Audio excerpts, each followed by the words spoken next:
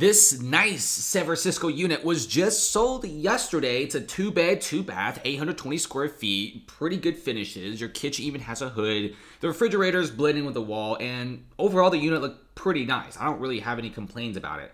Sells for $880,000, but guess what? This unit was originally listed for last year for $1.3 million.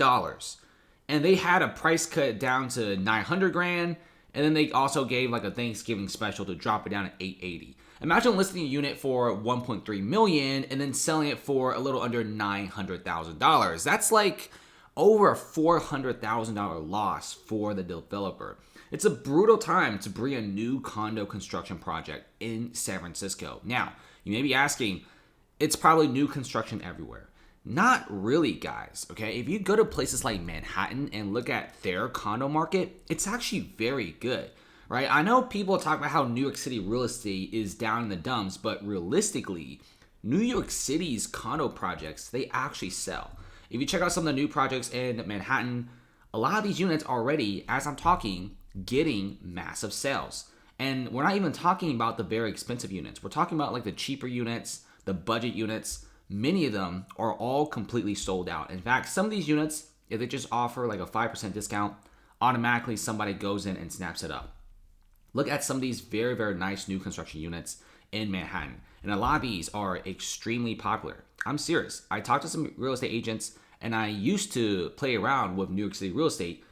Right now, it's a very hot market. In fact, there's many new construction projects and many of these condos are now breaking ground. And it's record projects. Now, compared to San Francisco, many of their projects being listed, yes, your date is 2021 or 2022, but they were actually built back in like 2018, 2019. So San Francisco in the past 24 months, they don't have a single construction project that's new.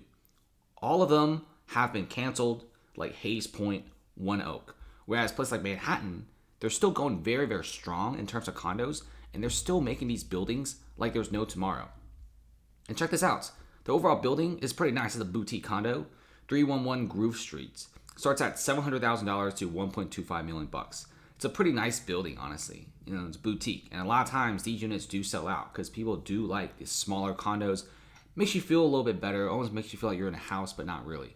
It's a very nice building too. Like, I don't have anything bad to say about it. Like, overall, the building, the floor plans, they all line up really well. But also another thing is the location really isn't that great. If you zoom out a little bit, the location is great due to the fact that it's right next to like the Uber, the restaurants, and X, or originally called Twitter. But at the same time, you're literally a stone's throw away from the San Francisco City Hall and the Civic Center UN Plaza, which is basically the biggest open air drug market, in my opinion, in all of California. If you look at this, it's not great. San Francisco condo building has sat empty for years. So it's not just this building's fault, right? It's not 311 Groove Street's fault. It's like the whole entire city. Like, a lot of neglect, a lot of people moving out. There's literally people shoot up fentanyl right outside your $1 million condo. You can't do anything about it because the city won't do anything to help you. And this is deterring any rich buyers from buying in. And when rich buyers don't want to buy, construction companies fail. And even high-end projects like these that are selling for dirt cheap prices are not selling at all. Because San Francisco, back in the old days, some of the prices were very close to like Manhattan prices. Now, the situation and the price difference is humongous. Manhattan is still managing to sell, one bedrooms for like $1 to $2 million.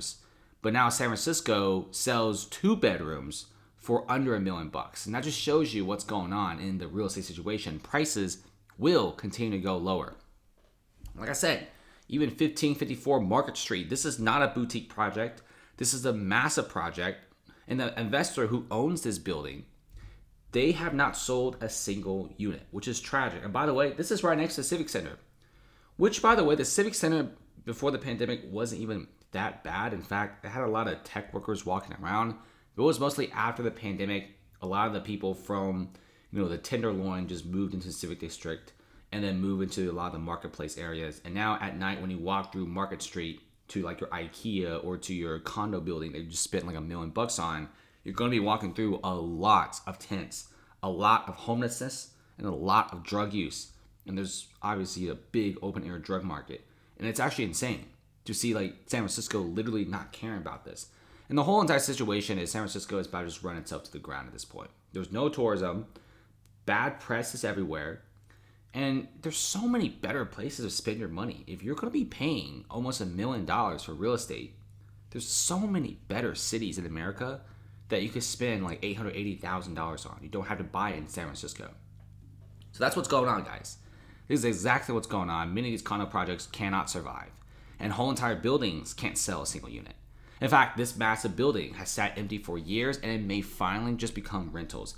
And even if they become rentals, I don't think they could survive either. Because if you check out right next to it, you got the NEMA San Francisco building, which is a pretty massive building, guys. This is like a whole entire skyscraper. It's massive. And they're about to default on a massive $200 to $300 million loan because they can't pay the bank back because they don't have any tenants. So I doubt that changing this building into rentals will change anything. I think the investors are just literally just fighting to survive right now. They can't sell any of the units. I don't think anyone is going to rent these units because you need very high rents to stay afloat in San Francisco. So what's going to happen? We don't know. In fact, this could be one of the craziest Detroit situations we've ever seen. People joke about how San Francisco is a tech capital. It will never become Detroit, but it might actually be Detroit. Okay? With Detroit, a lot of automotive companies left and real estate prices completely dropped. All the people with money left. Same thing with San Francisco. Tech companies are leaving. Office vacancies are through the roof. It's the highest in the entire U.S. and probably the whole entire first world countries. Almost hitting 40% right now. And no one's renting these condos. No one's buying these condos. And prices have truly collapsed. And look around. San Francisco's drug crisis crackdown makes more than 1,700 arrests in 6 months, but it still looks like this. They can't arrest people fast enough. And plus, a lot of people get arrested do eventually just go back to the streets. This is what like Marketplace, the Civic Center, the Tenderloin looks like on a constant basis. It always looks like this.